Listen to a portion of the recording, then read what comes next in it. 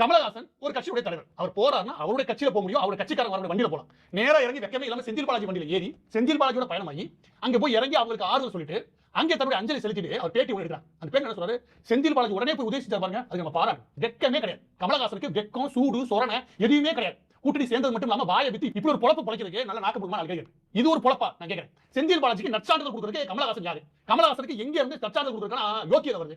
இந்த இடத்துல கமலஹாசன் அவர்கள்ட்ட நாக்கப்புறமா கேட்கிறேன். அதை தடுக்க தவறிய காவல்துறை என்னென்ன விதமாக தவறலாம் தெரிஞ்சு அந்த கூட்டம் கூடுதல் இருந்து அது எந்த அளவுக்கு அனுமதிச்சு அந்த மோசமான நிகழ்வு நடக்கிறது காவல்துறையும் பாதி பங்குக்கு வேலை செஞ்சு அப்படின்ற விஷயத்துக்கு முழு ஆதாரத்தை தர தயார். பேச கமலஹாசன் தயாரா?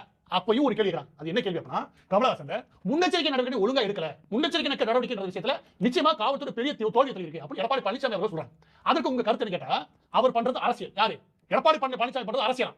எடப்பாடி பழனிசாமி சொல்றது காவல்துறையோட தோல்வி அங்க இருக்கு. எம் கே ஸ்டாலின் திட்டமிட்டு செஞ்சார சொல்ற காவல்துறைய தோல்வி அங்க இருக்குன்னு சொல்றாரு.